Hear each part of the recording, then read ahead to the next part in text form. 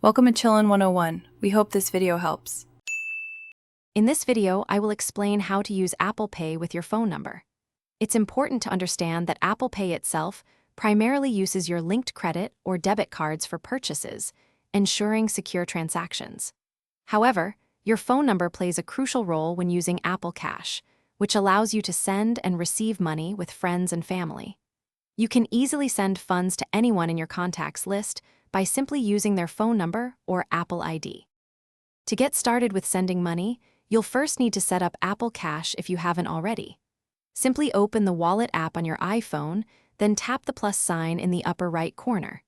From there, select Apple Cash and follow the straightforward on-screen prompts.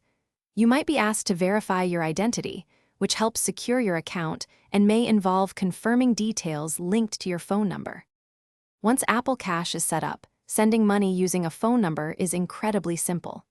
Just open the Messages app and either start a new conversation or select an existing one with the person you want to pay. Tap the Apple Cash app icon in the app drawer, enter the exact amount you wish to send, and then tap Pay. Finally, confirm the transaction using Face ID, Touch ID, or your device passcode for security. When someone sends you money via Apple Cash, it will appear directly in your Apple Cash card within the Wallet app. You can then use these funds for purchases wherever Apple Pay is accepted, or easily transfer them to your linked bank account. Bank transfers usually take about 1 to 3 business days to process. Remember, while your phone number is key for Apple Cash, standard Apple Pay purchases at merchants use your linked cards, not your phone number directly. Thanks for watching. Consider subscribing if we helped you.